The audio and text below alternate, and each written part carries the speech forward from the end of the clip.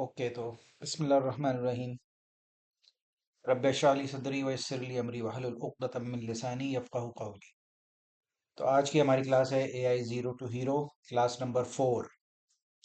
तो इस क्लास में पहला सवाल मेरा यह है, किस किसने नोटबुक जेमिनाई नोटबुक की एप्लीकेशन इंस्टॉल कर ली अपने पास और उसको थोड़ा यूज़ करने की कोशिश की है अब तक? Me, me,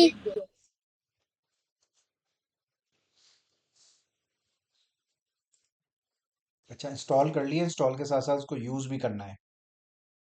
तो मैं अभी अपनी स्क्रीन शेयर कर रहा हूँ and we will see it. Okay,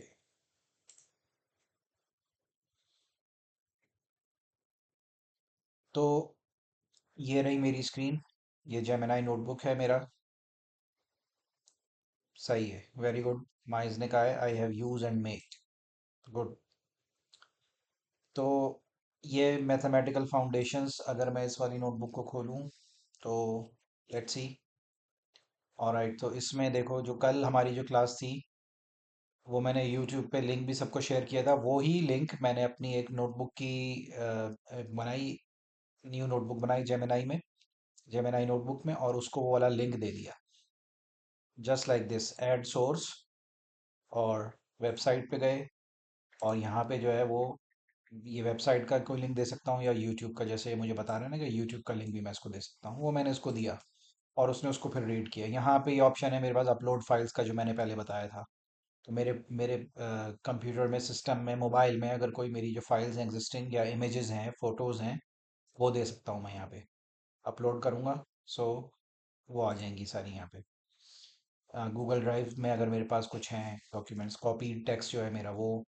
और उसके साथ साथ ये सर्च का ऑप्शन है कि मैं यहाँ पे अपनी कोई प्रॉम्प्ट दे सकता हूँ जिससे ये सर्च करके ले आएगा इंटरनेट के ऊपर से उन उन डिफरेंट सोर्सेज को। फिर मैं देख सकता हूँ कि अच्छा, मुझे कौन सी उसमें से सोर्स ऐड करनी है, कौन सी नहीं करनी है। ये एडवांस्ड ऑप्शन है। जनरली इसको हम यूज़ नहीं करेंगे, सिर्फ एडवांस्ड सिनेरियोज के लिए इसको यूज़ किया जाता है। Normally files, links, wikipedias, websites, files from drive या कॉपी टेक्स्ट जो हमारे पास है, मल्टीपल सोर्सेस, वो ऐड कर सकते हैं। तो ये मैंने यहाँ पे ऐड किया और उसने ये मुझे समरी दी। मैं इससे मज़ीद चैट कर सकता हूँ जैसा उस दिन हमने देखा था। और यहाँ पे मैंने इससे माइंड मैप और इनको इन्फोग्राफिक वगैरह बनवाया है। तो अगर मैं इन्फोग्राफिक, जस्ट एक कल की क्लास को रीकैप क्विकली 5 मिनट में करने के लिए, ये मैं यहाँ पे डिस्प्ले कर रहा हूँ। तो ये एक इन्फोग्राफिक इसने बनाया है, ये जो कुछ कल की क्लास में हमने पढ़ा था कि एक ह्यूमन जो है वो किस तरह से लर्न करता है ऑब्जर्वेशन के ज़रिए से, ईयर्स एंड आइज़ के ज़रिए से। और ये एआई है। एआई का ये जिनभूत है जो कि सारे डाटा को खा रहा है, डाइजेस्ट कर रहा है। मल्टीपल लैंग्वेजेस होते हैं उसके ब्रेन में। जो एलएलएम होता है वो मल्टीपल लैंग्वेजेस को अंडरस्टैंड करता है। ये उसका एक हाई लेवल स्ट्रक्चर एक टॉय की सूरत में बनाया है जो कि न्यूरल नेटवर्क होता है। ये एक और न्यूरल नेटवर्क है, इसके पीछे मैथमेटिक्स होता है सारा, खौफनाक किस्म का मैथमेटिक्स, ये हमने कल डिस्कस किया था। और टोकनाइजेशन उसके बाद। तो इसने देखो खुद से जो है, मेरी जो कल की स्पोकन क्लास थी सारी, उसके अंदर मैंने कुछ ग्राफिक्स भी यूज़ किए थे, लेकिन उसमें से इसने खुद ही ये स्ट्रक्चर जो है क्लास के 3 जो है डिस्कवर किए हैं कि एक ब्लूप्रिंट ऑफ लर्निंग था, एक यूनिवर्सल आर्किटेक्चर था, और एक जो है टोकनाइजेशन का सेक्शन था क्लास में, जिस तरह से हमने हर वर्ड के आगे अगेंस्ट उसका नंबर देखा था, और फिर वो किस तरह से उस नंबर के ऊपर मैथमेटिक्स अप्लाई करता है, एल्गोरिदम्स होते हैं जो उसके ब्रेन में। तो ये इसने इन्फोग्राफिक एक बनाया था। इसी तरह से स्लाइड्स हैं जो उसने डिफरेंट बनाई हैं, ब्लूप्रिंट ऑफ इंटेलिजेंस। अच्छा, मैं देखता हूँ स्लाइड्स को भी क्विकली। तो इस तरह से हम कोई भी चीज़ जो सोर्स है उसको लर्न करना, इंजेस्ट करना, डाइजेस्ट करना इजी हो जाता है। ये न्यूरल नेटवर्क जो हमने कल देखा था, ये उसी की पावर पॉइंट स्लाइड्स हैं अब, जो कल वाली वीडियो थी, कल वाली जो क्लास थी actually, wild horse of technology, human जिस तरह से करता है उसी तरह से एआई मॉडल लर्न करता है ऑब्जर्वेशन और ट्रेनिंग के ज़रिए से। ये न्यूरल नेटवर्क है, ये न्यूरॉन है। We know that very well. LLM कल हमने पढ़ा था, the AI brain, large, trained on staggering volumes of data, petabytes and gigabytes of data. Language, capable of processing, generating, and transmitting human languages, English, Chinese, Arabic, code, etc. Model, the structural brain, a highly complex mathematical engine built to recognize pattern and predict outcomes. तो ये model में इसके basically M for mathematics भी हम कह सकते हैं, M for model. Large language model, frontier class model जो टॉप के मॉडल होते हैं वो सारे। The language of the universe, computing is pure mathematics. This is the line, computing is pure mathematics. Aeroplane की एग्जांपल कल हमने ली थी, डिजिटल वर्ल्ड है।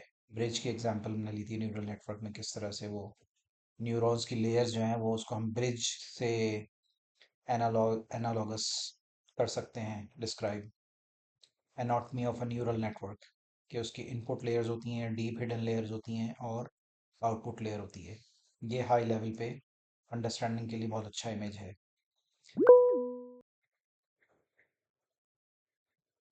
और ये हमने टोकनाइजेशन जो कल देखी थी है, उसमें हमारा क्वेश्चन था, what is the speed of light, 7 tokens, 128 characters, and so on. So ये सारी जो पावर पॉइंट स्लाइड्स वगैरह जो हम देख रहे हैं, ये ऑटोमेटिकली उसने मेरा जो कल का लेक्चर था उसको उसने अंडरस्टैंड किया, हालांकि वो एक डिफरेंट लैंग्वेज में था। तो लैंग्वेज यहाँ पे मैटर नहीं करती है। उसका रीज़न, जो कल हमने पहली चीज़ जो पढ़ी थी, जो सबसे पहली जो प्रोसेसिंग एलएलएम के लिए की जाती है प्रोसेस में, वो होती है टोकनाइजेशन, जो कल हमने देखा था। उसको मैं रीकैप यहाँ पे करता हूँ दोबारा। सो व्हाट इज अच्छा कैप्स में है ये,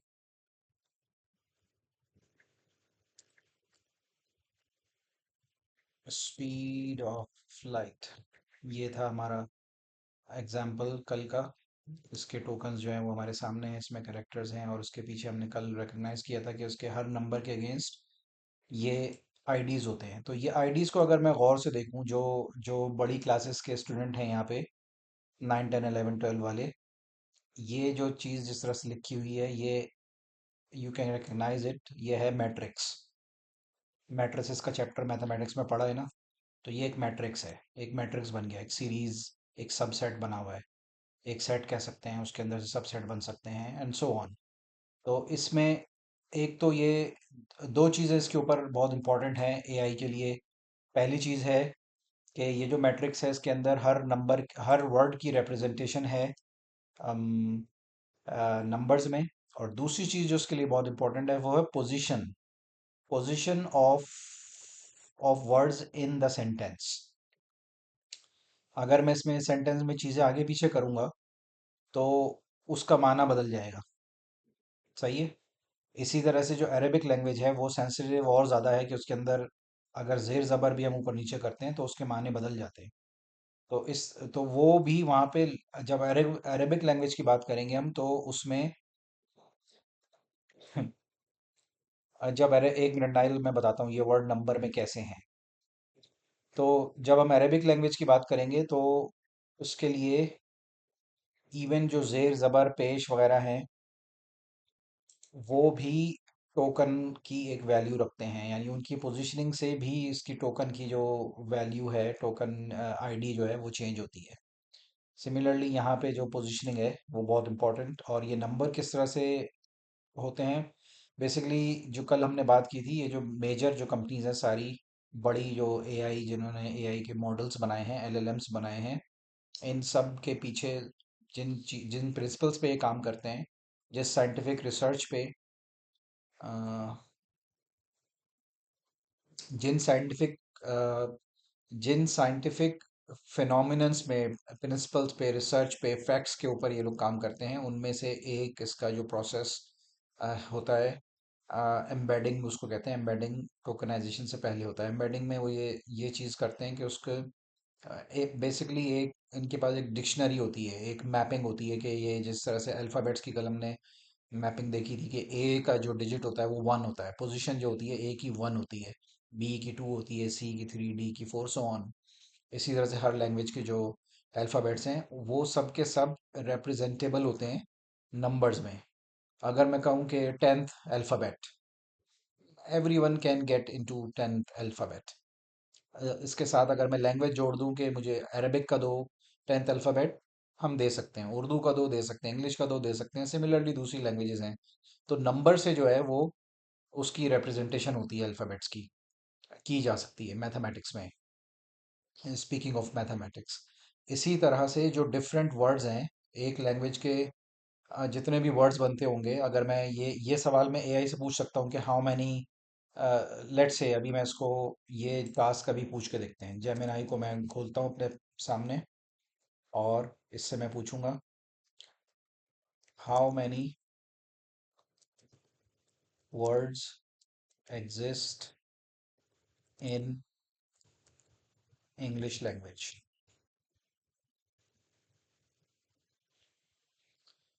लेट्स सी, सर्च करके लेकर आएगा 170,000 रफली करंट वर्ड्स इन यूज। ठीक है, वो हैं 170,000। तो ये हर वर्ड जो है 170,000, इसकी एक ये जो कंपनीज ने समझ लो कि डिक्शनरी एक बनाई है, और उसमें हर वर्ड का एक नंबर उन्होंने अपने पास उसको रिप्रेजेंटेशन के लिए यूनिक नंबर हर वर्ड का जो है वो एक मैप कर दिया उससे। जैसे अगर हम इस एग्जांपल में लें, अम, इस वाली एग्जांपल में तो वर्ड का जो नंबर है, जीपीटी ने, ओपन एआई ने जिस तरह से उसको किया है, वर्ड का नंबर है 4827। और अगर अब मैं दोबारा यहाँ पे कहूँ इसको कि what is the speed of light, what are the elements of space, as an example, तो अब मैं वर्ड को देखना चाह रहा हूँ 4827, और इसने यहाँ पे उसके उसके कंटेक्स्ट के, उसकी पोजीशनिंग के हिसाब से उसने डिफरेंट इसको 4827, ये देखो, ये देखा तुमने 4827, और यहाँ पे भी 4827। सो हर वर्ड का जो है एक नंबर उसकी पोजीशनिंग के हिसाब से उसको डिटरमिन करता है कि ये इसका टोकन आईडी क्या है। ये प्रोसेस कहलाता है टोकनाइजेशन। टोकन में इसको लाने के बाद जब ये एक मैट्रिक्स बन गया, एक बहुत बड़ा, जो भी मेरा प्रॉम्प्ट है, जो भी मेरा क्वेश्चन है, जो मैं एआई को दे रहा हूँ, तो उसको उसने यहाँ पे ट्रांसफॉर्म किया नंबर्स के अंदर, और ये नंबर्स अब इसको वो सेंड करेगा आगे। अच्छा, अब थोड़ा इसी प्रोसेस को थोड़ा सा और डीप लेके जाते हैं। इसको मैं दोबारा से शुरू से करूँ तो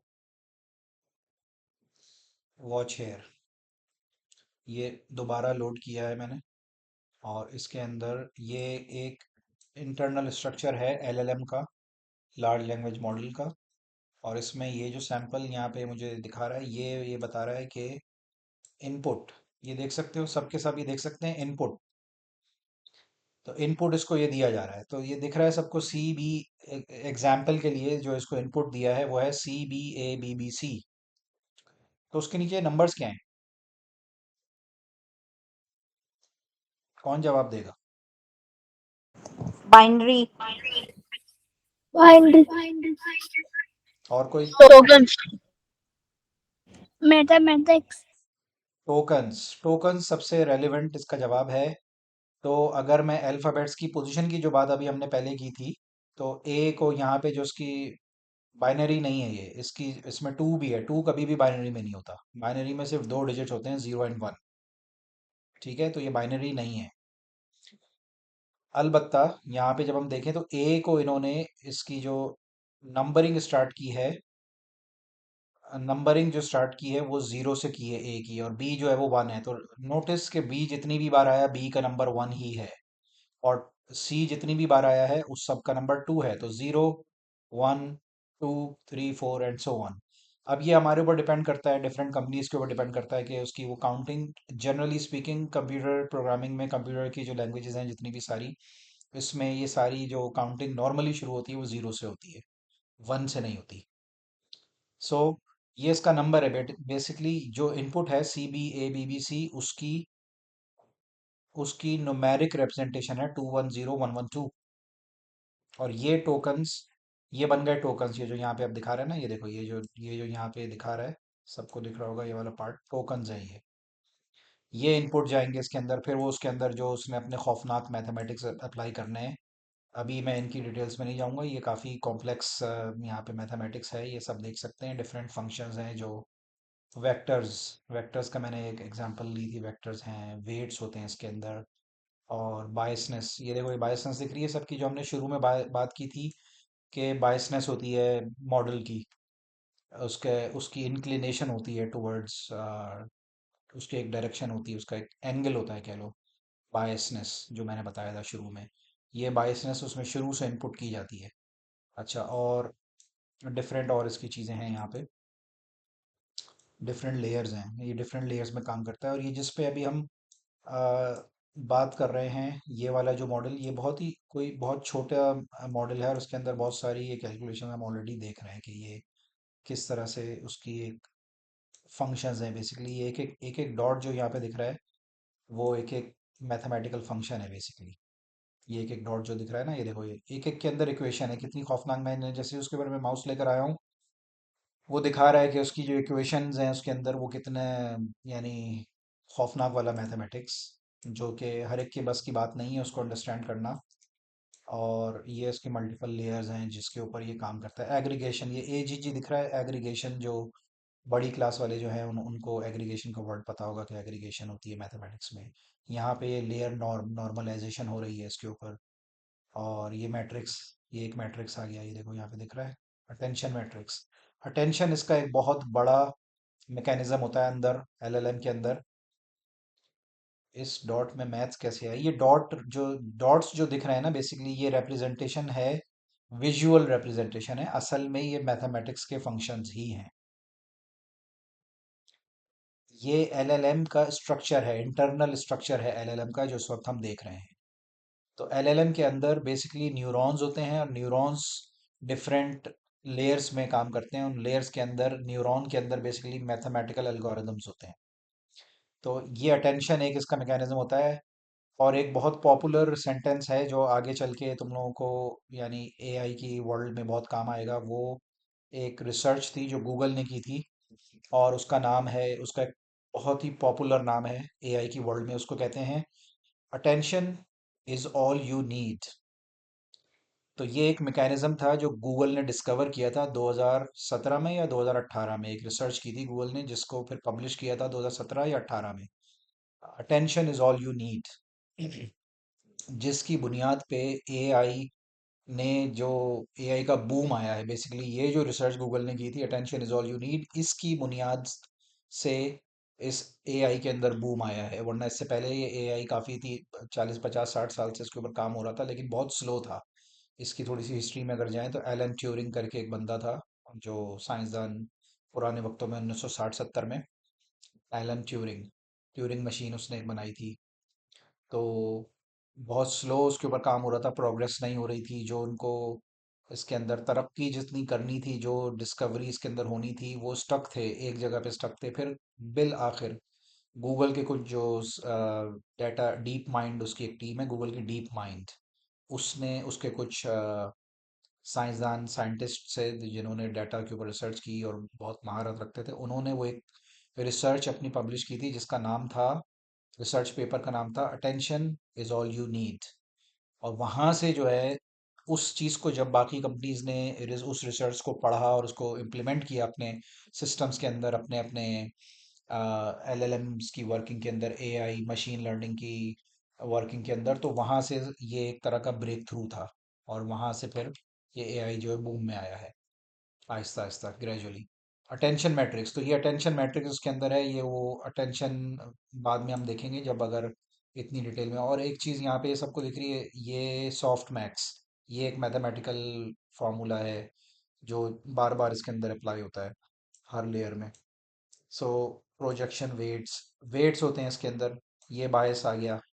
वेट्स, उसके बेसिकली वेट्स वो चीज़ होती है, वेट्स वो स्पेस होती है LLM के अंदर, जहाँ पे जो नई चीज़ जो लर्न करता है ना, वो बेसिकली इस अपने वेट्स कहलाते हैं, वेट्स में सेव करता है। ये इसकी इंटरनल नेमिंग है। इसको हम इसी तरह से सिर्फ मोटी मोटी चीज़ें इसकी देख रहे हैं, ताकि ये टर्म्स थोड़े बहुत जो है जहन में रह जाएं।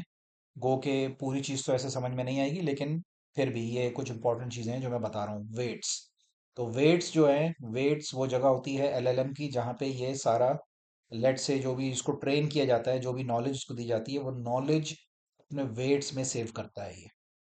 इसके वेट्स में डाउनलोड होती है वो सारी नॉलेज, इन अदर वर्ड्स। अच्छा, सो ये रहे वेट्स। ये रहे अगेन मैथमेटिकल फार्मूलाज बहुत सारे। अटेंशन का एक और उसका जो फंक्शन है रेजिजुअल कहलाता है, वो अप्लाई हो रहा है। एग्रीगेशन हो रही है, नॉर्मलाइजेशन हो रही है। ये वेट्स की वॉल चल रही है पूरी। एमएलपी वेट्स हैं, एक्टिवेशंस हैं उसकी, न्यूरॉन एक्टिवेट होते हैं, डीएक्टिवेट होते हैं, बहुत बहुत कुछ होता है इसके अंदर। जूमिंग आउट, ये हम दोबारा ये, अब कैन यू इमेजिन कितनी लेयर्स हैं उसके अंदर, कितना वो एक एक चीज़ को काम करने के लिए कितने सारे मैथमेटिकल फंक्शंस वो अपने अंदर अप्लाई करता है, और इतना सारा उसको मैथमेटिक्स करना पड़ता है। ये प्रोजेक्शन है उसकी, ये फिर एमएलपी वेट्स हैं, इसको फिर मैं जूम आउट करता हूँ। और फाइनली फिर ये इन सारी चीज़ों पे अराइव करके, इतने सारे मैथमेटिक्स से गुजरने के बाद प्रोजेक्शन वेट्स दोबारा आ गए, एग्रीगेशन करके, नॉर्मलाइजेशन करके, ब्ला ब्ला ब्ला, हेड वेट्स करके। हेड इसके अंदर एक टर्म होता है, बहुत इंपॉर्टेंट होता है कि इसके कितने हेड्स हैं। हेड्स जो है, हम एलएलएम के अंदर उसको अंडरस्टैंड करने के लिए, हेड होता है उसके अंदर कितने एक्सपर्ट्स हैं एलएलएम के अंदर, क्योंकि उसके पास बहुत वास्ट नॉलेज होती है, उसके उसके पास बहुत सारी डायरेक्शन से नॉलेज उसको ट्रेन किया गया होता है। तो फॉर एग्जांपल उसके अंदर मेडिकल की नॉलेज भी होती है, उसके अंदर लॉ की नॉलेज भी होती है, उसके अंदर केमिस्ट्री की नॉलेज भी है, उसके अंदर रिलीजन को भी फीड किया जाता है, मैथमेटिक्स को भी फीड किया जाता है, लैंग्वेजेस फीड की जाती हैं, और फिजिक्स होती है, you name it.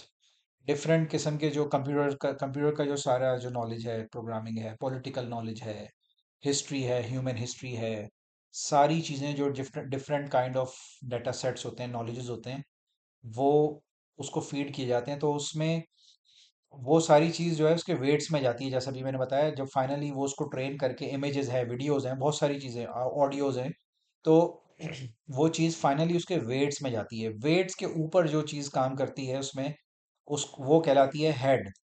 Head head एक तरह से हम कह सकते हैं कि एक्सपर्ट होते हैं उसके अंदर। एलएलएम के अंदर, उसके ब्रेन के अंदर एक्सपर्ट्स होते हैं कि ये वाला एक्सपर्ट जो है ये लैंग्वेज का एक्सपर्ट है, फॉर एग्जांपल ये वाला बायोलॉजी का एक्सपर्ट है, या ये सर्टेन नॉलेज का एक्सपर्ट है, ये कंप्यूटर कंप्यूटर वाली जो कंप्यूटर नॉलेज का एक्सपर्ट है, उनको कहते हैं हेड्स। तो ये एक इंपॉर्टेंट टर्म था, इसलिए मैंने यहाँ पे बताया है। और फिर ये एक्स वाई जी, इसने फलाना जो भी सॉफ्ट मैक्स, लॉजिट्स एक उसका फंक्शन है, सॉफ्ट मैक्स मैथमेटिकल फंक्शन है, वो अप्लाई करके फाइनली फिर ये आउटपुट देता है। अच्छा, अब ये जो अभी जो इतना हमने डिटेल में ये चीज़ देखी, ये था बहुत ही माइक्रो होता है एक नैनो, ये बड़ी क्लास वालों को पता होगा माइक्रो और नैनो। तो ये नैनो लेवल का एक जनरेटिव प्रेडिक्टिव ट्रांसफॉर्मर था। तो एलएलएम के अंदर जो चीज़ एक और जो इम्पोर्टेंट टर्म होता है, वो होता है ट्रांसफॉर्मर। ट्रांसफॉर्मर एक टेक्नोलॉजी है, सेट ऑफ फंक्शंस एक सर्टेन वे में काम को किया जाता है, वो एक टेक्नोलॉजी की शेप उसने इख्तियार की है। और अगेन इसको गूगल ने इन्वेंट किया था 2000, आई बिलीव 2010 के बाद, ट्रांसफॉर्मर्स वगैरह को जो है आज की मॉडर्न फॉर्म में गूगल ने इसको इस शेप में लेकर आया था। अब ये ऊपर जो हम यहाँ पे देख रहे हैं, नैनो जीपीटी का मॉडल अभी हम अपने सामने देख रहे थे। अच्छा, जीपीटी जब ये जीपीटी, चैट जीपीटी सबको मालूम है, तो किसको इसको इसकी वर्जनिंग किसको मालूम है कि क्या क्या वर्जन्स हैं चैट जीपीटी के, और आज कौन सा वर्जन चल रहा है, कौन जवाब देगा इसका? I don't know. अच्छा। फोर फोर फोर और फाइव भी आया। अच्छा, अबे पेड है ना, मैं फ्री की बात कर रहा हूँ। अफान ने कहा है 5.5। फाइव मोहम्मद पॉइंट तुम फाइव बताओ। तो आगे की। 2. Five to. पॉइंट फाइव है। और इसके 4.5 5.5 है। करंट वर्जन जो है चैट जीपीटी का 5.6 है। अच्छा, तो ये वर्जन वो उसी तरह से होते हैं जैसे सॉफ्टवेयर होता है ना, कोई उसके वर्जन होते हैं डिफरेंट, वन से शुरू होता है, फिर 1.1.2 आ जाता है, फॉर एग्जांपल 1.4 आता वन है, पॉइंट। 2 आता है, 3 आता है, 4। वर्जनिंग उसकी जो है जैसे सॉफ्टवेयर की होती है, इसी तरह से तो चैट जीपीटी की अभी हम एग्जांपल यहाँ पे ले रहे हैं अपने सामने। Generative generative predictive transformer. तो इसमें अ, हमारी नॉलेज से पहले, यानी जब ये इतना पॉपुलर नहीं हुआ था उस वक्त भी इसके डिफरेंट मॉडल्स थे। फॉर एग्जांपल एक मॉडल ये जो सामने जो यहाँ पे ये दिख रहा है मेरे माउस में, जहाँ पे मैं माउस लेके जा रहा हूँ, GPT-2। और एक है GPT-2 XL, फिर था GPT-3। ये GPT-3 जो इसका एरिया था, यहाँ से ये पॉपुलर होकर सबके सामने आया था जब फर्स्ट टाइम हमने चैट जीपीटी को यूज़ किया था बेसिकली। तो वो चैट जीपीटी वर्जन 3 था। ठीक है। और फिर 3 के बाद 4 आया, 5 आया, 5.6 पे इस वक्त वो है। डिफरेंट ड्यूरेशंस के बाद ये नए नए इनके मॉडल्स आते हैं। तो अब अभी हम जो देख रहे थे, ये जो स्ट्रक्चर मैं देख रहा था, ये था नैनो जीपीटी, जिसके अंदर इतनी धमा चौकड़ी मची हुई थी। ठीक है। अब पता नहीं एआई ये वर्ड कैसे अंडरस्टैंड करेगा जो अभी मैंने बोल दिया है, धमा चौकड़ी। जब ये मैं ये वीडियो जब मैं उसको दूंगा जेमिनाई को, आई डोंट नो वो कैसे इसको अंडरस्टैंड करेगा नोटबुक के अंदर। एनीवेज, तो अब मैं GPT-2 पे क्लिक करता हूँ और उसका इंटरनल स्ट्रक्चर देखने की कोशिश करता हूँ। ये देखो, नैनो जीपीटी एक डॉट रह गया। अभी जो हम देख रहे थे वो नैनो जीपीटी के अंदर की चीजें देख रहे थे, सही है। ये जो दिख रहा है यहाँ, छोटा सा डॉट जो दिख रहा है, अब ये इस वक्त जो मुझे दिख रहा है सामने, ये है GPT-2 स्मॉल। इसको मैं जूम इन करता हूँ और इसकी अब हम लेयर्स को देखते हैं।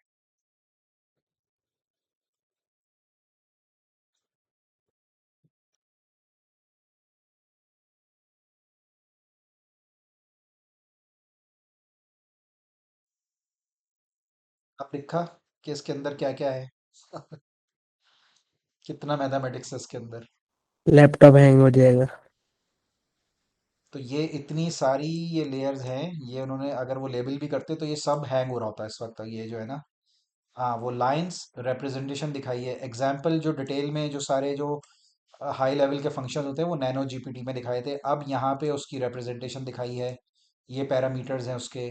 और ये इसकी जो डिफरेंट लेयर्स अब हम देख रहे हैं, जैसे अभी हमने उसमें देखी थी, इसमें सारे मैथमेटिकल फंक्शंस जो हैं वो परफॉर्म हो रहे हैं बेसिकली अंदर। इसके अंदर हेड्स हैं, इसके अंदर टेंशन मैकेनिज्म्स हैं, इसके अंदर मैट्रिसेस हैं, इसके अंदर वेक्टर्स हैं, सॉफ्ट मैक्स है, रिग्रेशन है, लीनियर अलजबरा, XYZ, क्या क्या नहीं है इसके अंदर। ये इतनी लंबी सीढ़ी उतर रहा है, पता नहीं क्या करेगा इतनी लंबी सीढ़ी उतर के। उसके बाद और आगे जा रहा है अभी। अभी जा ही रहा है, जूम आउट करता हूँ उसको।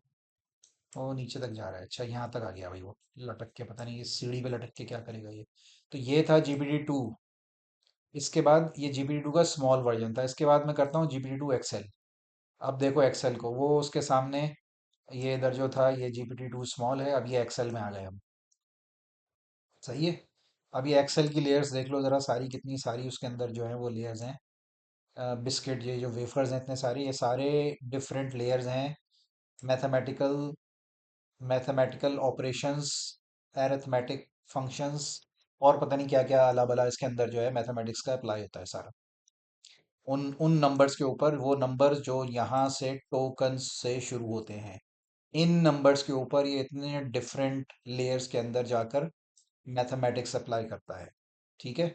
ये न्यूरॉन्स होते हैं यहाँ पे अंदर, इसके बहुत सारे न्यूरॉन्स बेसिकली मैथमेटिकल अलजेब्रा होते हैं। अच्छा, ये था GPT-2 का एक एक एनॉर्मस हाई लेवल रिप्रेजेंटेशन।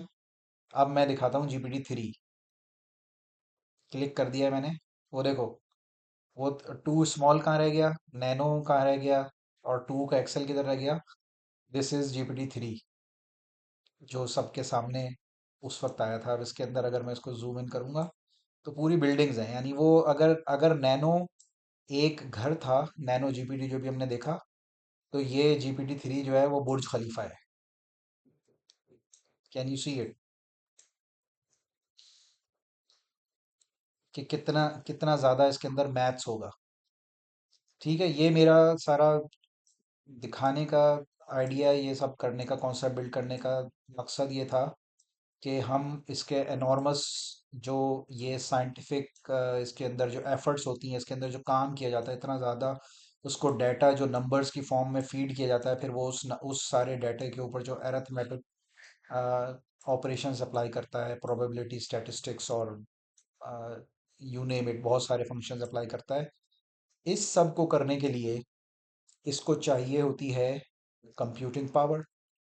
इतने सारे मैथमेटिक्स के फंक्शन, ये थ्री है, ठीक है, जीबीडी थ्री है। अभी अगर फोर को यहाँ पे वो नहीं है, लेकिन जब फोर की अगर हम एनाटॉमी देखें तो वो इससे कहीं ज़्यादा कॉम्प्लेक्स और बड़ा होगा।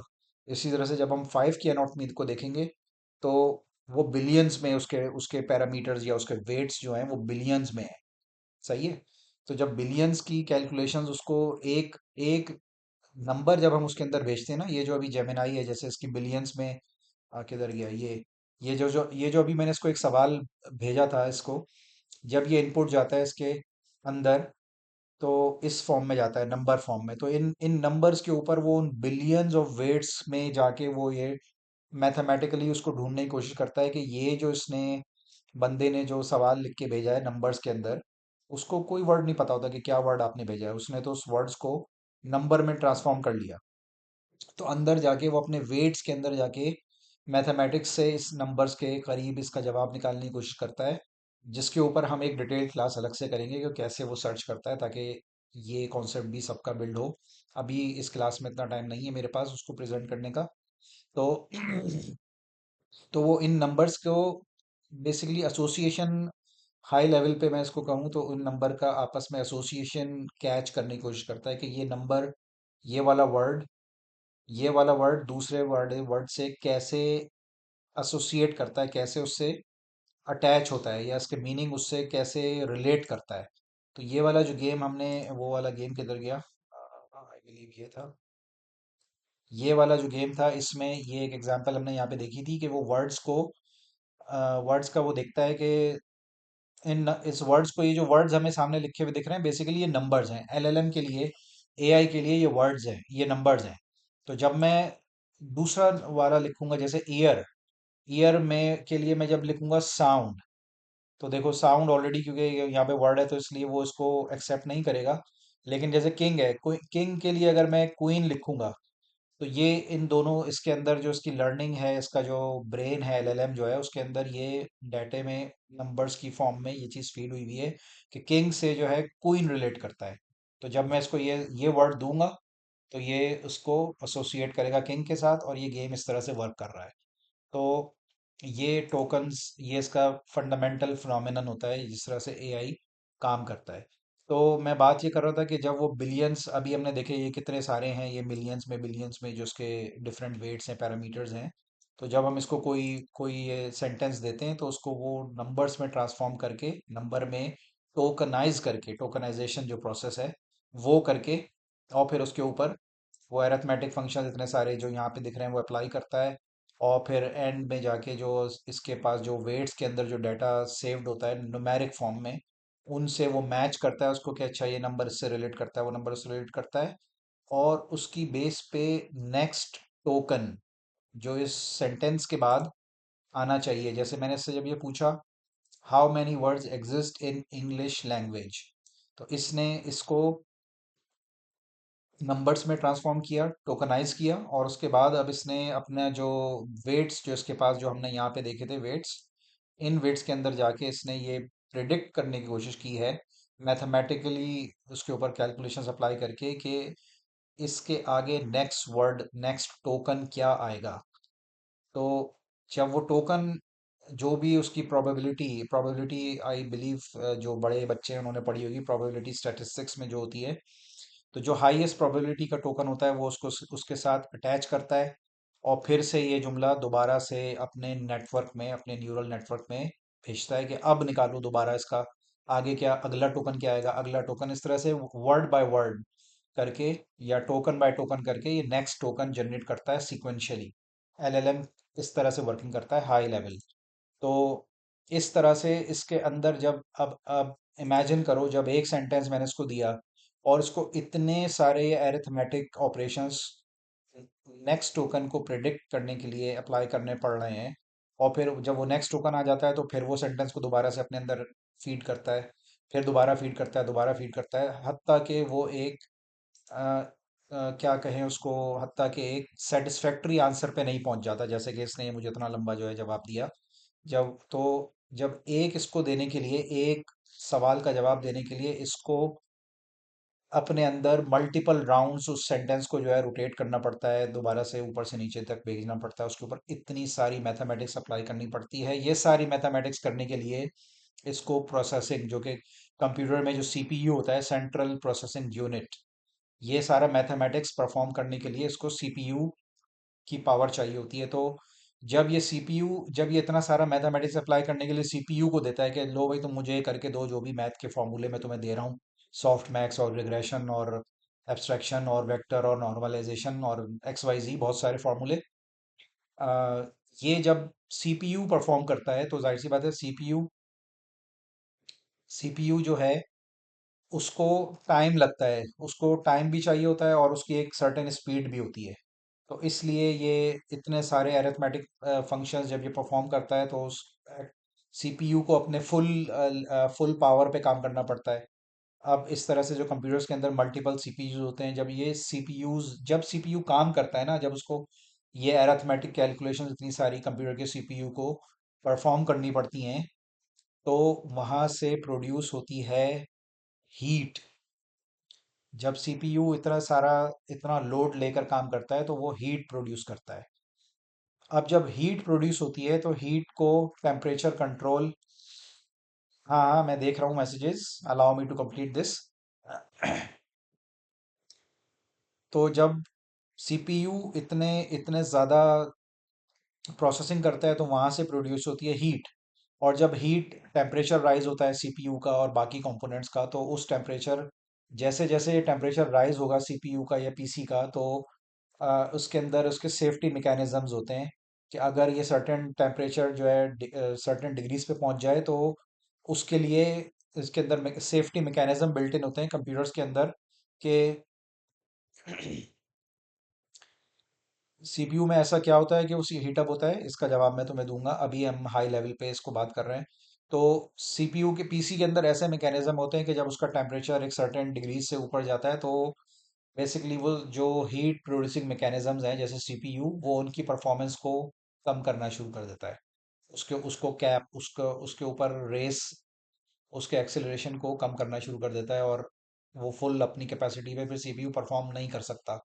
इसलिए, और जो जनरल ग्लोबल स्टैंडर्ड्स हैं, जो बड़ी बड़ी कंपनीज के पास जो सर्वर्स हैं उनके अंदर सीपीयूज प्रोसेसर्स लगे हुए हैं, उनको कूल रखा जाता है। जब वो हीट प्रोड्यूस करते हैं तो जाहिर सी बात है कि उनको कूल रखना होता है ताकि वो अपने ऑप्टिमम एफिशिएंसी पे परफॉर्म कर सकें, और उसके लिए फिर कूलिंग यूनिट्स लगाए जाते हैं, एसी वगैरह होते हैं, और टेम्परेचर को जल्दी से नीचे लाना होता है जैसे जैसे टेम्परेचर ऊपर जाता है।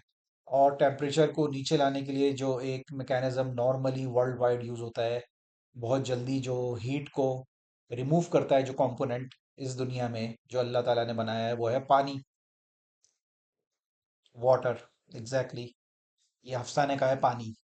तो उस हीट को रिमूव करने के लिए पानी का इस्तेमाल किया जाता है, एयर एयर कंडीशनर्स का इस्तेमाल किया जाता है, एसीज का इस्तेमाल किया जाता है, एसीज में खुद पानी भी इस्तेमाल होता है। तो जब हम इससे कोई सवाल पूछते हैं और वो इतनी ज़्यादा कैलकुलेशन परफॉर्म करता है, तो इतनी ज़्यादा कैलकुलेशंस की वजह से, नॉर्मल वाटर, इतनी ज़्यादा कैलकुलेशन की वजह से हीट प्रोड्यूस होती है। उस हीट को, ये हीट जब प्रोड्यूस होती है, जो जिन स्टूडेंट ने साइंस पढ़ी है वो ये बात जानते हैं कि ये हीट अब जब प्रोड्यूस हुई है, तो ये बेसिकली ट्रांसफॉर्म होगी एक एक सोर्स से लेकर दूसरी दूसरी जगह पे। तो ये हीट, इसको रिमूव करने के लिए सीपीयू से और कंप्यूटर्स में से और डाटा सेंटर्स में से इस हीट को रिमूव करने के लिए पानी का इस्तेमाल किया जाता है। तो ये हीट जो है ट्रांसफ़र होती है डाटा सेंटर से पानी के अंदर, जिसके नतीजे में पानी जो कि यूज़ हो रहा होता है उसको कूल करने के लिए, जैसे गाड़ी के अंदर पानी इस्तेमाल होता है रेडिएटर में, तो उसका टेम्परेचर हाई होता है, पानी का टेम्परेचर हाई होता है। और पानी का टेम्परेचर इस लेवल तक पहुंच जाता है, फिर उस पानी को जो है सर्कुलेट किया जाता है और ओपन एरिया में उसको रिलीज किया जाता है, पानी का टेम्परेचर एयर में रिलीज करने के लिए। तो जब इस पानी को ऐसी जगहों पे सर्कुलेट किया जाता है जहाँ पे अपना टेम्परेचर रिलीज करके एयर में रिलीज कर सके, उसके साथ साथ जो हीटेड वाटर होता है वो भी इवेपोरेट होता है, और वाटर तो किसी भी हालत में इवेपोरेट होता है, लेकिन जिस पानी का टेम्परेचर ज़्यादा होता है वो ज़्यादा जल्दी इवेपोरेट होता है। जैसा कि बॉइलिंग पॉइंट पे होता है कि जब 100 पे होता है तो वो जो बबल्स जो हमारी जो अगर पानी बॉयल हो रहा है उसके अंदर जो बबल्स बन रहे होते हैं वो बेसिकली पानी जो जो कंटेनर है, जो हमारी पतीली है, उसके उसकी उसके बॉटम पे टेम्परेचर उसका इतना ज़्यादा हो जाता है, 100 से ऊपर होता है, तो वो स्टीम में ट्रांसफॉर्म होता है पानी वहाँ पे, और फिर वो बबल की सूरत में जो उबलते हुए पानी में से जो बबल्स निकलते हैं वो स्टीम के बबल्स होते हैं, और पानी वो इवेपोरेट होके एयर में जा रहा होता है। मीन्स इस दुनिया से वो पानी, इस दुनिया के सिस्टम में से पानी वो एयर में कन्वर्ट हो गया। अब एयर से कन्वर्ट होके वो वाटर साइकिल में चला गया, यानी वो उसके अंदर क्योंकि टेम्परेचर है तो हॉट एयर राइजेस वाला फिनोमेनन हमने साइंस में पढ़ा है, तो वो उड़ के पानी जो है बादलों में चला जाएगा, और फिर बादल से अल्लाह ताला का जो हुक्म होगा उसके हिसाब से वो नीचे वापस ज़मीन में बरसेगा। लेकिन ज़मीन के सिस्टम से वो पानी रिमूव हो गया। तो ये चीज़ एग्जैक्टली जो उस दिन जर्श का सवाल था कि ये पानी की कंजम्पशन कैसे होती है या क्यों होती है, इससे रिलेटेड सवाल था, उसका जवाब ये है कि ये जो इतना ज़्यादा मैथमेटिक्स जो यहाँ पे परफॉर्म हो रहा है, इस मैथमेटिक्स से सीपीयू के ऊपर जो सीपीयूज़ को जो काम करना पड़ता है वहाँ से हीट प्रोड्यूस होती है। ये हीट को कूल डाउन करने के लिए पानी का इस्तेमाल होता है वर्ल्ड वाइड। पानी के इस्तेमाल से जब हीटेड पानी जो वेपोरेट होता है, इस तरह से जब हम इससे कोई सवाल पूछते हैं एआई से, तो that results in lost water. इसलिए दुनिया भर में ये शोर मच रहा है कि ये एआई जो है वो पानी हमारा पी रहा है, खा रहा है। दुनिया में से साफ पानी रिमूव हो रहा है इसकी वजह से, कि दुनिया के सिस्टम से। अब इमेजिन करें कि पानी, साफ पानी इंसान के पास पीने को कम है दुनिया में, एआई जब उसको यूज़ कर रहा है और उसको वाटर फॉर्म में से गैस फॉर्म में ट्रांसफॉर्म कर रहा है फाइनली, और वो बादलों में जा रहा है, अब वो बादलों से नीचे तो हुक्म इलाही से ही आएगा ना, लेकिन आपके हाथ से तो वो चला गया। अब नाइल ने यहाँ कहा, is it really wasting that much water? तो ये इसका जवाब ये है कि जब मैं इससे एक सवाल पूछता हूँ ना, इनका साइज इतना इनॉर्मस है, एआई के जो टॉप वाले फ्रंटियर मॉडल्स हैं इनका ये इतना इनॉर्मस साइज है, इतनी ज़्यादा इनको कैलकुलेशंस करनी पड़ती हैं कि ये जो एक सवाल जैसे मेरे सामने जो लिखा हुआ है, how many words exist in English language, ये सवाल जब मैं इससे पूछता हूँ तो ये आधा गिलास पानी इस एक सवाल पे पी जाता है। आधा गिलास पानी इवेपोरेट हो जाता है एक सवाल को पूछने के पीछे। ये आज की क्लास की यहाँ पे क्लोजिंग है, और इसके ऊपर अब सारे स्टूडेंट्स जो हैं वो रिसर्च भी करेंगे कि जब हम एआई से क्वेश्चंस पूछते हैं तो एआई से पिक्चर को और ज़्यादा कैलकुलेशंस चाहिए होती हैं। ये तो मैंने एक जनरल एक इसकी बात की थी, जनरल एक सेंटेंस की। हाँ, गोल्डन रेशो भी बार बार हफ्सा मुझे कह रही है, लेकिन कितना टाइम हो गया है, अभी हमारे पास गोल्डन रेशो के लिए टाइम नहीं बचा आज, उससे कल की क्लास पे मूव करना पड़ेगा। तो अब आज का असाइनमेंट सबका ये है कि सब रेस्पॉन्सिबल एआई, बेसिकली ये जो सब मैंने जो आज की जो तमहीद बांधी क्लास की, ये इसलिए है कि हम एआई को रेस्पॉन्सिबली इस्तेमाल करना सीखें। इससे फालतू की चीज़ें, फालतू की बातें, फालतू चीज़ों में इसको इस्तेमाल ना करें। इसके पीछे हमें ये चीज़ हमें मालूम होनी चाहिए कि ये वाटर की कंजम्पशन कर रहा है, क्योंकि ये हीट इतनी प्रोड्यूस करता है कि उसको कूल डाउन करने के लिए वाटर कंज्यूम होता है, इवेपोरेट होता है। बेसिकली जो ज़मीन पे पानी मौजूद है वो बादलों में चला जाता है, उड़ के इवेपोरेट होता है, क्योंकि इतनी हीट प्रोड्यूस हो रही है। तो हमें इसको रेस्पॉन्सिबली यूज़ करना है। जब हमें ये बात पता होगी कि किस तरह से इवेपोरेट हो रहा है, क्या हो रहा है और क्यों, इसके क्या इम्पैक्ट आ रहा है, तो हम उसको रेस्पॉन्सिबल यूज़ करेंगे। So this is one of the factors of using AI in a responsible manner.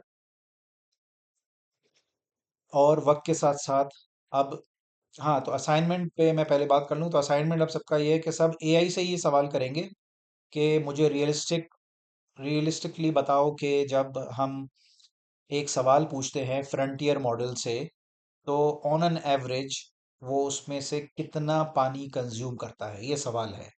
अब डिफरेंट मॉडल्स जो हैं फ्रंटियर के, वो गूगल का है, और चैट जीपीटी है, और ग्रॉक है, और एंथ्रोपिक है, वो डिफरेंट मॉडल्स डिफरेंट इसका जवाब देंगे। लेकिन ये सवाल अगर मैं अभी पूछूं, लेट्स सी, इसका लिटमस टेस्ट अभी हम देख लेते हैं, हम डिफरेंट मॉडल से फिर देखेंगे। So how much water does a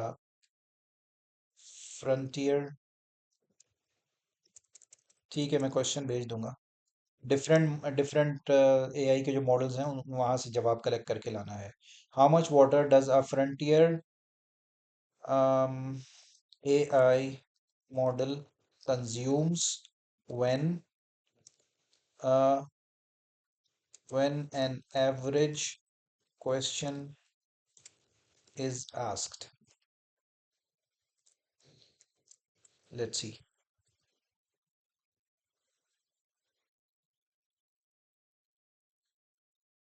So इसने जवाब दिया है, the short answer is that single text prompt to a frontier model consumes anywhere from 0.26 ml to 50 ml of fresh water depending on what you count and how complex the question is. तो देखा, ये AI ने खुद जो है जवाब दिया है कि 50 ml जो है तकरीबन वो पानी एक नॉर्मल छोटे से जवाब पे सवाल पे पी जाता है। सही है। तो इस सवाल पे कितना पिया? इतना ही पिया जितना इसने अभी बताया है मुझे। अरे थोड़ा बड़ा जवाब दिया उसने। तो डिपेंड करता है कि कितना बड़ा, कितना कॉम्प्लेक्स, कितने लोग उसको यूज कर रहे हैं। ठीक है। तो एक एक सिंगल कप ऑफ टी में 250 ml पानी आता है। ठीक है, 250 ml ऑन एन एवरेज बात हो रही है ना। तो जब हैवी रीजनिंग का मैं इसको एक क्वेश्चन दे रहा हूँ, इमेज दे रहा हूँ इसको, फॉर एग्जांपल अभी इमेज का सवाल आया था, तो जब मैं इसको एक इमेज देता हूँ एज अ प्रॉम्प्ट, तो ये 150 ml तकरीबन जो है हम कह सकते हैं कि आधा कप जो चाय का होता है वो पी जाता है उस वक्त, जब भी मैं इसको कोई अगर एक इमेज इमेज प्रोसेस करने के लिए दे रहा हूँ। ठीक है। तो अब ये डिफरेंट मॉडल के से डिफरेंट जवाब मिलेगा, तो अब ये ढूंढ कर लेकर आना है, इसका इसका जवाब सबने ढूंढ कर लेकर आना है। और आई थिंक आज की क्लास में हमारा और कोई, मुझे तो अभी मैं ब्लैंक हूँ, अब इसके बाद ये सिर्फ इसका इम्पैक्ट मैं सबके ऊपर रहने देना चाहता हूँ, इसलिए अभी मैं किसी और तरफ नहीं जा सकता। कि रिस्पॉन्सिबल एआई आज हमने जो है सीखा है। तो वो पानी में बर्फ क्यों नहीं डालते? पानी में बर्फ डालने के लिए भी तो एनर्जी रिक्वायर्ड होगी नाइल। पानी को बर्फ, क्या वो फ्री में बन जाएगा? पानी बर्फ कैसे बनेगा? उसको कूल डाउन कौन करेगा पानी को? उसके लिए भी तो एनर्जी रिक्वायर्ड है। तो वो एनर्जी कहाँ से आएगी? बिजली से। फ्रिज ना, फ्रिज को बिजली चाहिए, बिजली कहाँ से आ रही है? ये पूरा एक लॉन्ग साइकिल है, फ्रिज से नहीं आ रही बिजली। और ये इतने छोटे लेवल पे नहीं हो रहा, ये जो ह्यूज डेटा सेंटर्स होते हैं उनको ये देखो, अगर मैं यहाँ पे अभी कहूँ सिर्फ एक एआई डेटा सेंटर, चलो यूं कर लेते हैं, AI data center water usage. ये देखो, सुनो पढ़ो सब यहाँ पे, large AI data centers consume up to 5 million gallons of fresh water every day.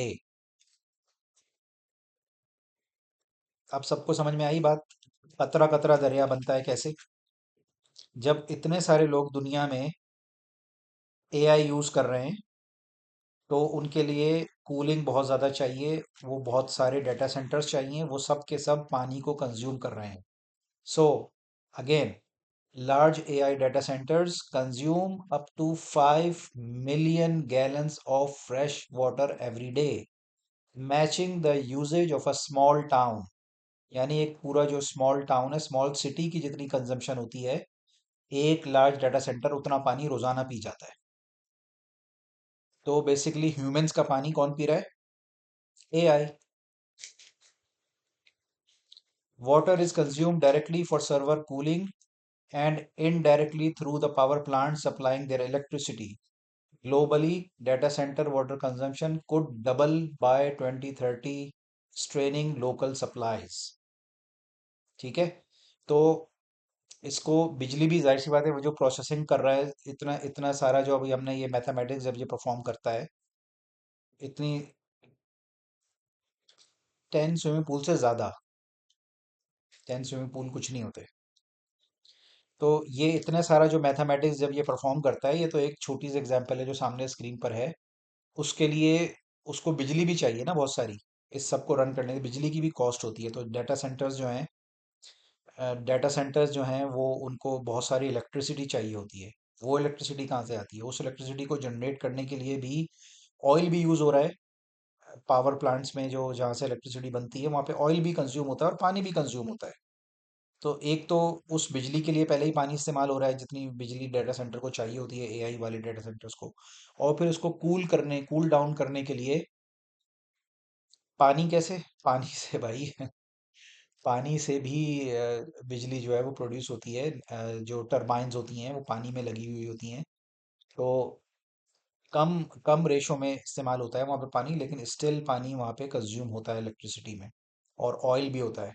तो ऑयल इटसेल्फ जो है वो खर्चा महंगा है दुनिया भर में, जाहिर सी बात है। उसके लिए उससे फिर बिजली बनती है, उसमें पानी कंज्यूम होता है, बिजली तो वहाँ पे भी पानी कंज्यूम हुआ। और फिर कूलिंग में भी पानी कंज्यूम हुआ, तो डुअल इफेक्ट है उसके ऊपर पानी के यूज़ होने का। अच्छा, और एआई डाटा सेंटर इमेज, ये देखो। ये डाटा सेंटर कोई छोटे नहीं होते, इतने बड़े बड़े होते हैं। अम, मैं कोई रियल इमेज खोलना चाह रहा हूँ। इस वाले को देखते हैं। ये देखो, ये जो सब सामने यहाँ पे दिख रहा है, ये डाटा सेंटर, ये जो बिल्डिंग्स हैं इनके अंदर बेसिकली डाटा सेंटर्स हैं। डाटा सेंटर के अंदर सर्वर्स होते हैं, कंप्यूटर्स होते हैं, यानी सर्वर्स जो होते हैं। और ये जो लगे हुए हैं, ये देखो, ये अगर दिख रहा है तुम लोगों को, इसको खोलते हैं। एक मिनट, ये खुल जाए।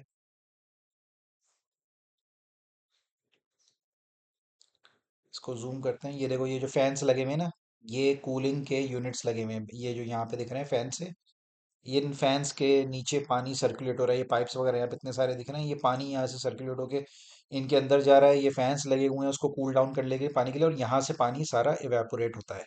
और ये वाली जो बिल्डिंग्स हैं, कम ऑन मूव, ये जो बिल्डिंग जो साइड में है इधर, इनके अंदर यहाँ पे कंप्यूटर्स हैं। ठीक है। तो ये एक एग्जाम्पल है कि किस तरह से हाई स्केल पे जो पानी है इस्तेमाल हो रहा है डाटा सेंटर। ये डाटा सेंटर के अंदर इस तरह से ये सर्वर्स और कंप्यूटर्स और नेटवर्किंग सारी लगी हुई होती है।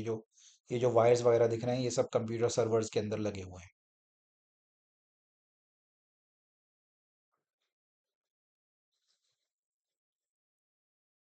ये रहे, ये लो, देखो सब।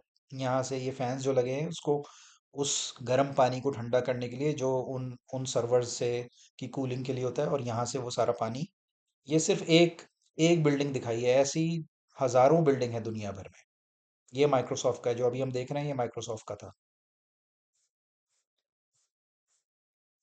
इसी तरह से हर कंपनी के हैं। ये वाला माइक्रोसॉफ्ट का था एक एग्जाम्पल जो अभी हमने ली है। सो यूज ए आई 5 मिलियन गैलन एक डाटा सेंटर का डेली का, यस, लार्ज वाले डाटा सेंटर का।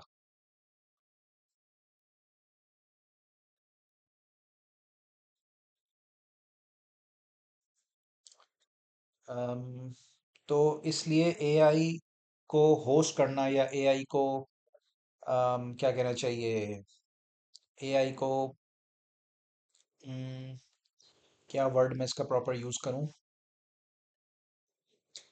एआई को सस्टेन करना, एआई को होस्ट करना किसी, हमारा जो मुल्क है पाकिस्तान, उसके तो बस की बात ही नहीं है। क्योंकि ये जो एक डाटा सेंटर का खर्चा इतना है, इतनी इसको बिजली चाहिए, हमारे पास तो उतनी इलेक्ट्रिसिटी नहीं है।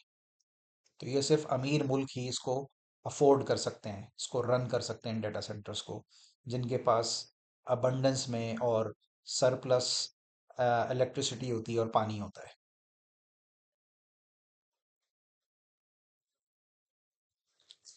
बन रहे हैं, लेकिन उसमें उसको चलाने के लिए जो कैपेसिटी रिक्वायर्ड है वो नहीं है पाकिस्तान के पास। उतनी जो बिजली इनको रिक्वायर्ड है वो नहीं है इनके पास, हमारे पास यानी पाकिस्तान के पास। सो ये एक एग्जांपल थी डाटा सेंटर्स की, और एआई किस तरह से पानी को कंज्यूम करता है।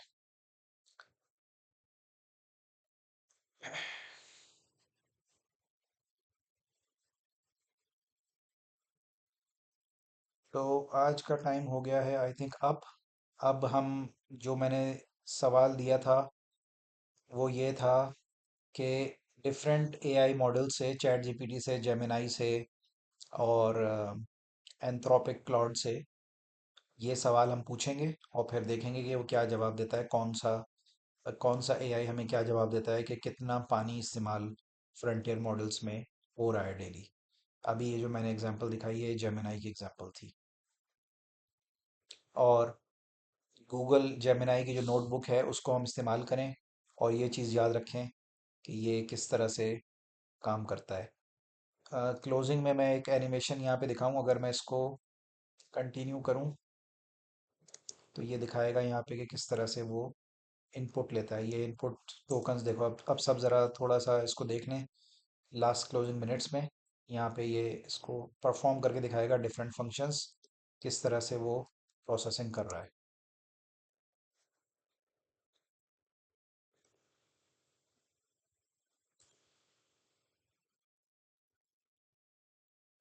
ये डिफरेंट एरिथमेटिक फंक्शंस इसके ऊपर अप्लाई कर रहा है। ये यहाँ पे लेफ्ट पे लिखा हुआ भी है, लेकिन वो इतना लिख के जो है वो इतना वो कॉम्प्लेक्स टर्मिनोलॉजी वो सबके समझ में आएगी नहीं। ये देखो इधर लिखा है सबको, ट्रांसफॉर्मर लिखा हुआ है, जीरो ट्रांसफॉर्मर लेफ्ट साइड पे।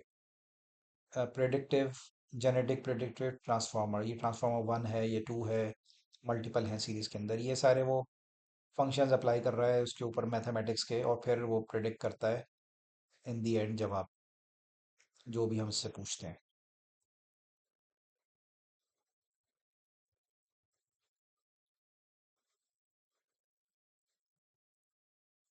यहाँ पे ये सबको तो नहीं समझ में आएगा, लेकिन एक इन्होंने इलिस्ट्रेशन बहुत अच्छी दी हुई है, जो टेक्निकल, जो डेटा साइंस के स्टूडेंट्स हैं और मशीन लर्निंग के स्टूडेंट्स हैं उनके लिए ये बहुत अच्छा है, लेकिन जाहिर सी बात है बहुत एडवांस्ड है ये, हर एक के बस की बात नहीं है। ये देखो जिस तरह से मैथमेटिक्स वो परफॉर्म करता है, और फलाना हो रहा है उसके अंदर, ये हो रहा है। मैंने हाई लेवल में इसीलिए सारी चीज़ें बताई थी। ये एम्बेडिंग हो रही है अब, डिफरेंट अरिथमेटिक फंक्शंस परफॉर्म हो रहे हैं उसके अंदर। सो यहाँ पे इसको मैं रोकता हूँ, ये एनिमेशन, ये अब ये वाली नॉर्मलाइजेशन करेगा, फिर उसके बाद सेल्फ अटेंशन करेगा, प्रोजेक्शन करेगा, एमएलपी करेगा, ट्रांसफॉर्मर, सॉफ्ट मैक्स, फिर आउटपुट आएगी। और ये था खाली नैनो जीपीटी। जीपीटी 3 है, 4 है, 5 है, जेमिनाई है, और इतने सारे मॉडल्स हैं, ग्रॉक है, एंथ्रोपिक है, ब्लू, डीप सीक। चाइना की एक जो चाइना के जो मॉडल्स हैं उनके अंदर एक चीज़ ये होती है कि वो काफ़ी एफिशिएंट होते हैं इन बाकी जो कंपनीज हैं इनके मुकाबले में। चाइना के मॉडल्स काफ़ी एफिशिएंट हैं, उनका उनके थोड़े प्रोसेसिंग जो है वो लाइट वेट है कंपेयर टू ये कंपनीज जो कि सारी अमेरिकन कंपनीज हैं, गूगल, एंथ्रोपिक, माइक्रोसॉफ्ट और ग्रॉक। ये सारी अमेरिकन कंपनीज हैं। इसके मुकाबले में जो चाइना की हैं, डीप सीक, अलीबाबा और हुआवे एट्सेट्रा, चाइना की हैं। इनके अंदर प्रोसेसिंग, क्या डेटा सेंटर लेक या सी में नहीं बन सकते? ये अच्छा सवाल है। डेटा सेंटर्स जो हैं वो अ, उसमें भी होते हैं, सी में भी डाले जाते हैं डेटा सेंटर्स, लेकिन उसका साइज लिमिटेड होता है। वो एक कंटेनर का साइज टाइप, जितना डेटा सेंटर हो सकता है वो उसके अंदर, समंदर के अंदर उसको डाला जाता है और समंदर की तह में उसको पहुंचा दिया जाता है। और उससे जो है कूलिंग जो है वहां से ली जाती है, लेकिन उसका साइज लिमिटेड होता है, उसके अंदर साइज की लिमिटेशन है, जबकि एआई को बहुत बड़े बड़े डेटा सेंटर्स चाहिए होते हैं। फॉर एग्जांपल ये देखो, Microsoft data centre in water, ये देखो। अब ये दिख रहा है सबको, जैसे एक एग्जांपल हम लें इसकी, तो ये ले लेते हैं एज एन एग्जांपल। ये दिख रहा है सबको, ये माइक्रोसॉफ्ट का डेटा सेंटर है पानी के अंदर, मगर साइज बहुत छोटा है ना। ये चीज़ एआई के लिए इतना नहीं चाहिए, ये बहुत छोटा है एआई के लिए। तो पानी के अंदर बनाए हुए हैं ऑलरेडी ह्यूमंस ने, लेकिन उनका साइज लिमिटेड है, इसलिए वो एआई के लिए इतने ज़्यादा एफिशिएंट नहीं है। ठीक है, तो ठीक है, आज की क्लास हम यहाँ पे कंक्लूड करते हैं। अगर किसी का कोई सवाल है तो वो पूछ ले। टेक को अपग्रेड करना चाहिए। वक्त के साथ साथ होगी ना अपग्रेड, एकदम से तो आसमान से तो नहीं उतर आएगी टेक्नोलॉजी, वक्त के साथ साथ ही अपग्रेड होंगी।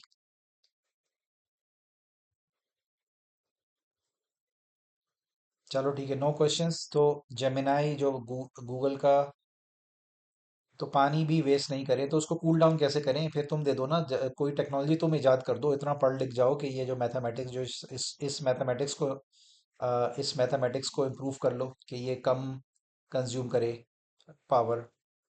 और जब पावर वो कम यूज़ करेगा, प्रोसेसिंग कम उसको रिक्वायर्ड होगी, तो हीट कम प्रोड्यूस होगी, तो पानी कम यूज़ होगा।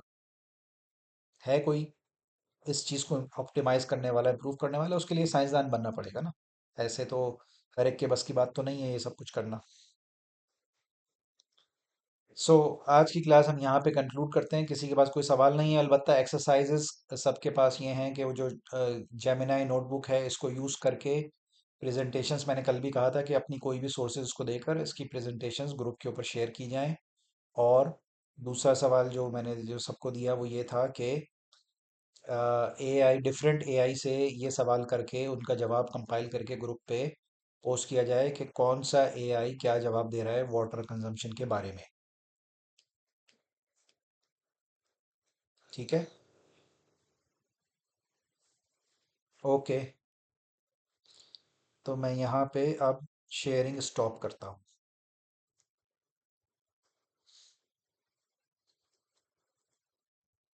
ठीक है फिर एवरीवन, अल्लाह हाफिज़, so long. Allah Hafiz. Allah Hafiz.